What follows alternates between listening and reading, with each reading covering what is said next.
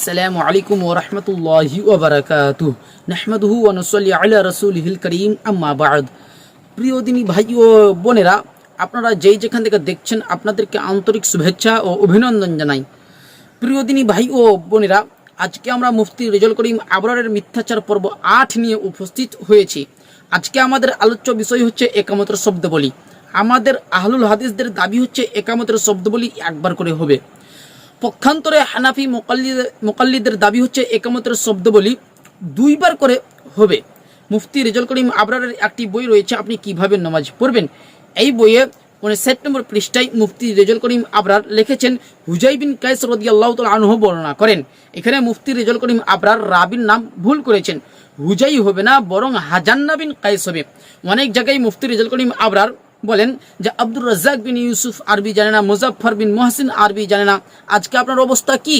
আপনি একজন রাবির নামকে পরিবর্তন করে দিয়েছেন, হাজান্নাকে আপনি হুজাই করেছেন, তাহলে আজকে আপনার অবস্থা কি? যাই হোক, মুফতি রেজাউল করিম আবরার যেমন লিখেছে আমি ঠিক অনুরূপ করছি। হুজাই বিন কায়েস রাদিয়াল্লাহু তাআলা আনহু বর্ণনা করেন, একবার তিনি একজন মুয়াজ্জিনের কাছে গেলেন। তিনি একামতের শব্দাবলী একবার করে বলতেন। তখন তিনি বললেন, কেন তুমি একামতের শব্দাবলী দুইবার করে বলো না? আপনি কিভাবে নামাজ পড়বেন? পৃষ্ঠা নম্বর 59। মুফতি রেজাউল করিম আবরার রেফারেন্স দিয়েছে মুসান্নাফ ইবনে আবি শাইবা, হাদিস নম্বর 2149 নম্বর হাদিস, শেখ মোহাম্মদ আওয়ামা দামাত বারকাতুহুম তাহকিককৃত।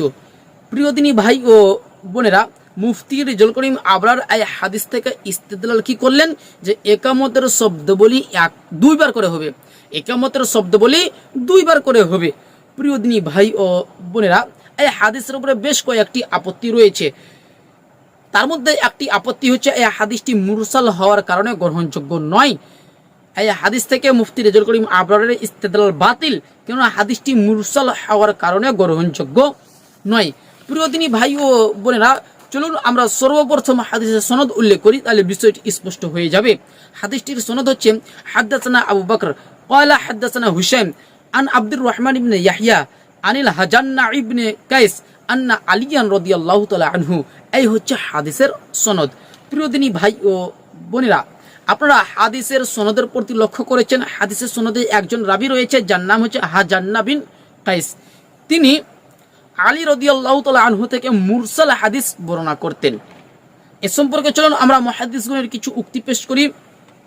দলিল নম্বর 1, সাআদ বিন নাসির রাহিমাহুল্লাহ বলেছেন, তিনি মুসনাদ ইবনে আবি শাইবার তাহকিক করেছেন, দ্বিতীয় খণ্ড 441 পৃষ্ঠাতে এই হাদিসের তাহকিক করে সাআদ বিন নাসির রাহিমাহুল্লাহ বলছেন, যঈফ, হাদিসটি যঈফ, মুরসাল হাদিসটি মুরসাল হওয়ার কারণে যঈফ।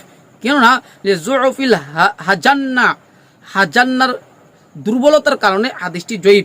আল্লাযী লাম ইয়ারবি আন আলিয়িন, অর্থাৎ হাজান্না বিন কায়েস তিনি আলী রাদিয়াল্লাহু তাআলা আনহু থেকে মুরসাল রিওয়ায়াত বর্ণনা করতেন। মুরসাল হওয়ার কারণে হাদিসটি যঈফ। দলিল নম্বর 2, মুহাম্মদ বিন মুবারক রাহমাহুল্লাহ হাদিসটিকে মুরসাল বলেছেন। দেখুন আল আতিক মুসান্নাফ জামিল ফাতাওয়া আসহাবিন নবী সাল্লাল্লাহু আলাইহি সাল্লাম, 4 খণ্ড 319 পৃষ্ঠা। দলিল নম্বর 3, ইমাম ইবনে আবি হাতিম রাহমাহুল্লাহ বলেছেন, হাজান্না ইয়ারবি আন আলী ইন মুরসালান, হাজান্না আলী রাদিয়াল্লাহু তাআলা আনহু থেকে মুরসাল বর্ণনা করতেন, মুরসাল হাদিস বর্ণনা করতেন। এটি রয়েছে উসদুল গাবাহ ফি মাআরিফাতিস সাহাবা, 4 খণ্ড 612 পৃষ্ঠা। দলিল নম্বর 4, মুহাক্কিক মারওয়ান রাহমাহুল্লাহ তিনিও বলেছেন, ওয়াহুয়া ইয়ারবি আন আলিয়িন মুরসালান, অর্থাৎ হাজান্না বিন কায়েস আলী রাদিয়াল্লাহু তাআলা আনহু থেকে মুরসাল হাদিস বর্ণনা করতেন। এটি রয়েছে আল মাসাইল ওয়াল আজবিবাহ লি ইবনে কুতাইবা, পৃষ্ঠা নম্বর 323। প্রিয় দিনী ভাই ও বোনেরা, এছাড়াও এই হাদিসের উপরে আরো বেশ কয়েকটি আপত্তি রয়েছে। এই হাদিসটি মুরসাল হওয়ার কারণে যঈফ, আর মুরসাল হাদিস গ্রহণযোগ্য নয়। মুরসাল হাদিস গ্রহণযোগ্য নয়। ইমাম মুসলিম রাহমাহুল্লাহ সহিহ মুসলিম মুকদ্দমা 27 পৃষ্ঠাতে স্পষ্ট বলে দিয়েছে মুরসাল হাদিস গ্রহণযোগ্য নয়। এবং তাইসিরু মুস্তালাহিল হাদিসে পৃষ্ঠা নম্বর 88তে স্পষ্ট লেখা রয়েছে যে মুরসাল হাদিস গ্রহণযোগ্য নয়, মুরসাল হাদিস জয়ীফ।